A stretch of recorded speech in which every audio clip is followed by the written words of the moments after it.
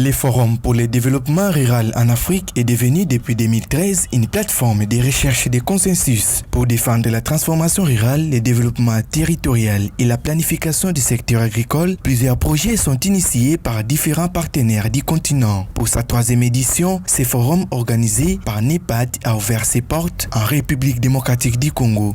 Outre cette approche intersectorielle et synergique, le plan directeur sera le point de convergence de toutes les stratégies dont l'objet est de mettre en œuvre des solutions plus appropriées aux défis qui se posent dans la problématique de l'amélioration du cadre et des conditions de vie en milieu rural.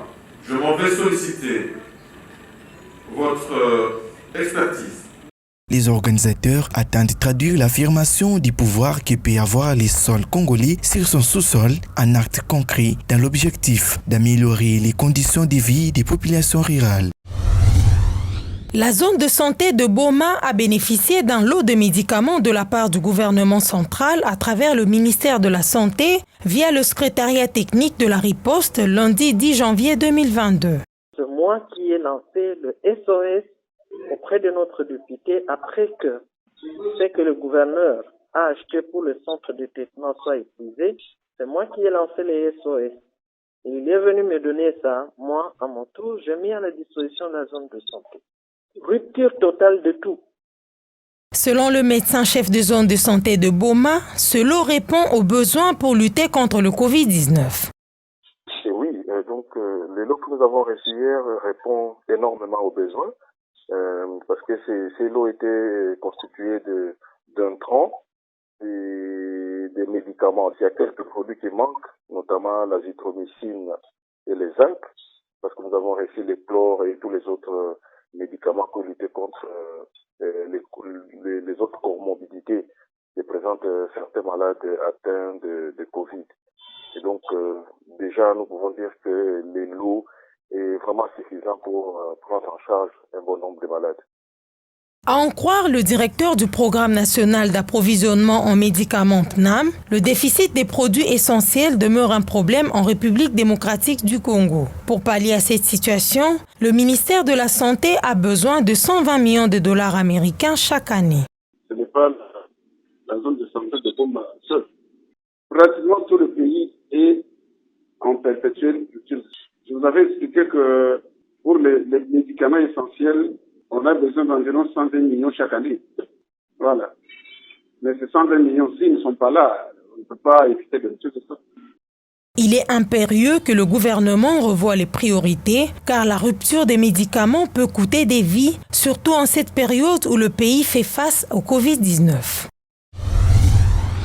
Les traitements des déchets fait partie des secteurs prioritaires de la politique environnementale du gouvernement congolais. La RDC a inscrit ces programmes dans sa contribution déterminée au niveau national dans le cadre de la COP26. C'est dans cette optique que les gouverneurs de Kinshasa, Gentini Ngobila, attend signer dans les prochains jours un contrat avec les groupes turcs Al-Baraïk spécialisés dans les traitements des déchets. Lors de sa visite, le gouverneur s'est imprégné de l'expérience de cette firme turque en Guinée, où elle mène déjà ses actions dans les transports urbains, la gestion des déchets, la construction et la modernisation des ports. La ville de Kinshasa génère plus de 8000 tonnes de déchets essentiellement plastiques chaque jour, pour un total d'environ 3 millions de tonnes par an. Il est temps de trouver des alternatives pour commencer à lutter contre ces fléaux. Pays aux multiples potentialités agricoles, la République démocratique du Congo peut produire pour nourrir toute l'Afrique. Pourtant, le Congo-Kinshasa dépend toujours de l'importation des produits alimentaires de base. Chaque année, le pays importe des aliments pour une valeur totale de 1,5 milliard de dollars, sans compter l'aide d'urgence. Pour un pays à vocation agricole, ceci est difficile à comprendre. Nous sommes bien en République démocratique du Congo, où nous avons nos cours d'eau immenses, nous avons des cycles de pluie qui ne tarissent pas, nous avons des terres arables à quantité suffisante pour nourrir la moitié de la planète si nous travaillons. Alors, il est inconcevable qu'on soit en train d'importer les aliments que l'on peut produire chez nous. Des experts estiment à plus de 10 millions de tonnes de vivres que la RDC importe chaque année via ses ports de Matadi et de Boma, au Bas-Congo et aux voies frontalières de Kasumbalesa. Dans les lots de produits importés, les poissons, la viande des bœufs ou celle des porcs, le poulet et autres volailles. Le sucre, le riz, les œufs, les épices, la farine de bleu et tant d'autres aliments peuvent se produire localement grâce aux potentialités du pays. Le mieux serait d'investir localement, ajoute l'agriculteur. Je constate que si le projet de Bukangalonzo a échoué, au moins Kanyama KCC vient de faire ses preuves. Nous avons vu la production des maïs. Ils sont en train de produire, on va nous fournir un riz local. Vous voyez. Donc ces genres d'initiatives sont à encourager. Que le gouvernement prenne les choses à bras le corps. Que le gouvernement ne s'arrête pas seulement aussi à ces niveaux-là. Qui voient les ONG, les regroupements des femmes, les regroupements des jeunes qui s'organisent pour encourager la production agricole locale. La seule solution à ces paradoxes est que le gouvernement congolais fasse de l'agriculture l'une des priorités, car l'alimentation est le premier des besoins sociaux de base, à côté de la santé et l'éducation. Cela exige au pays d'avoir des dirigeants consensueux et capables de connaître l'importance cruciale du développement du secteur agricole pour l'avenir du pays. Le ministre du Tourisme a sollicité l'implication de l'Inspection générale des finances IGF sur la transparence dans l'affaire des fonds alloués pour la promotion du tourisme congolais.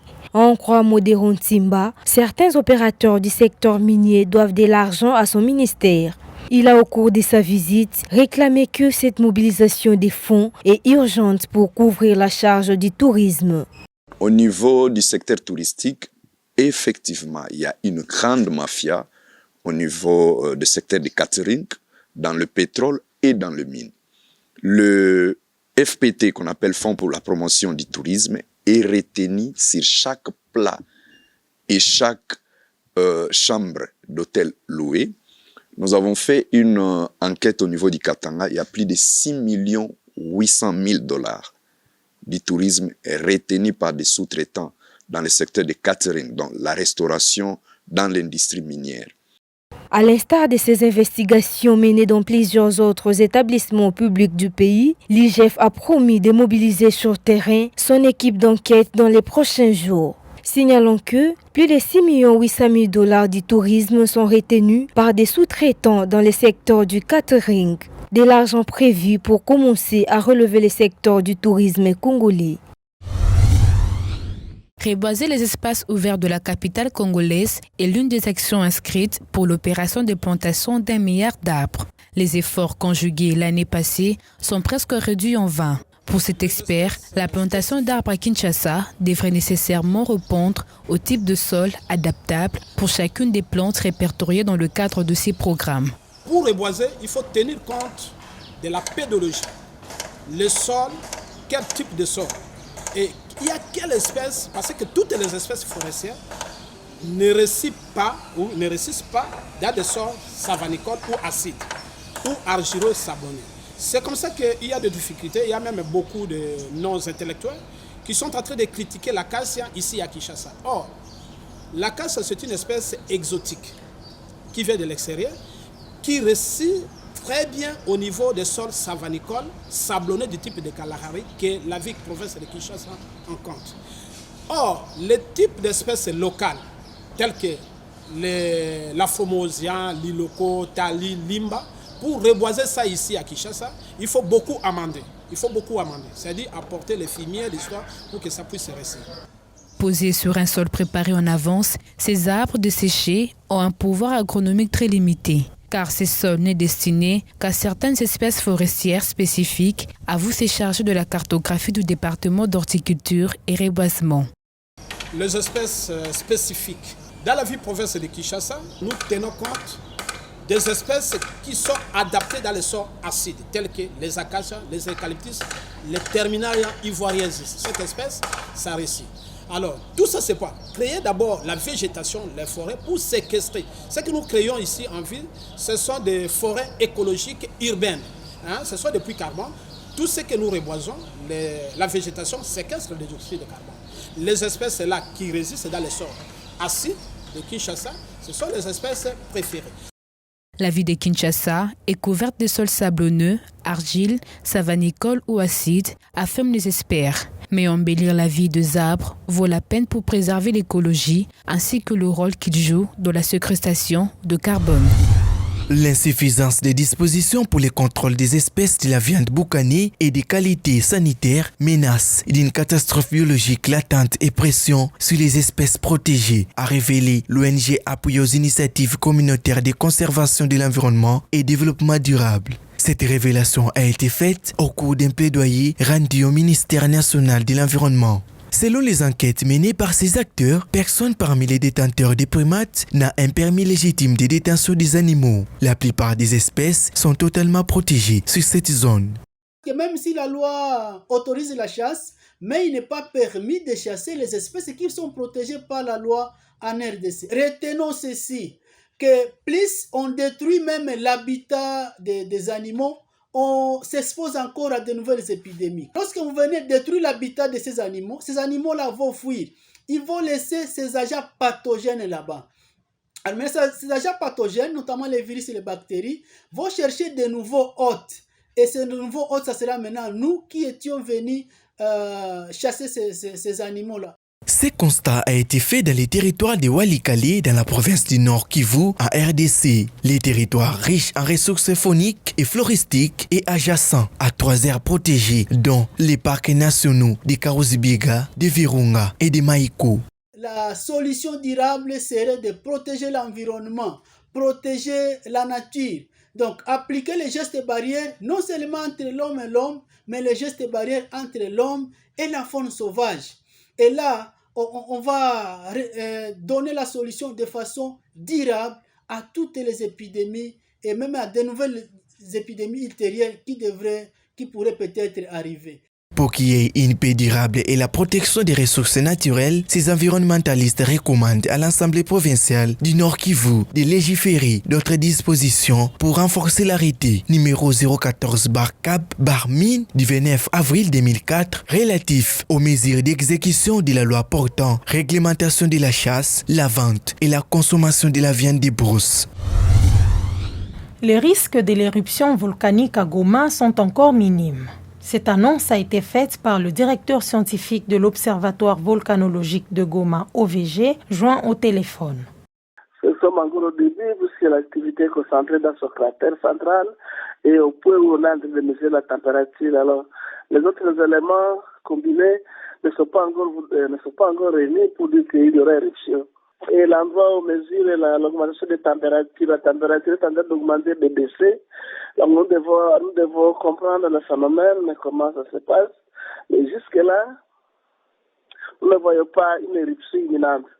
Il n'y a pas d'éruption imminente. Donc pour parler d'une éruption, il faut réunir beaucoup de paramètres. Jusque-là, nous sommes seulement au niveau de la température et que le Nyiragongo a recommencé ce processus normal. Et quand on observe les sites qui nous a alarmé la semaine passée, la température est en train de baisser. Mais l'activité est concentrée dans le cratère de Nyiragongo pour dire que le Nyiragongo va recommencer ce processus normal.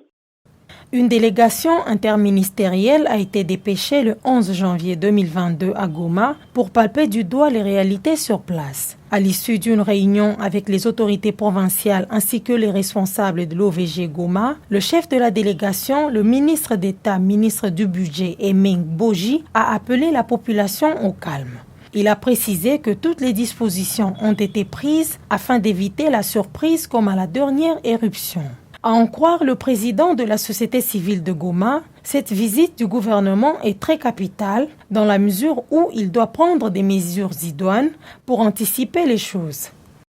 Le volcan Nyiragongo, c'est un danger qui entoure la ville de Goma et ses environs.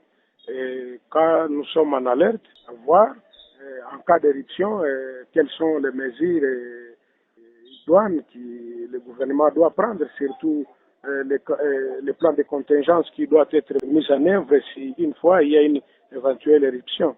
Et donc, si le gouvernement s'est déplacé, il est venu se rendre compte de la situation réelle sur le terrain. Et donc, s'il doit prendre des précautions, diriger, c'est prévoir. Pour rappel, c'est le 31 décembre 2021 que l'OVG avait annoncé avoir enregistré une intense activité du volcan Nyiragongo dans son cratère. La dernière éruption de mai 2021 ayant causé 32 morts, on peut croire que cette institution ait appris de son erreur.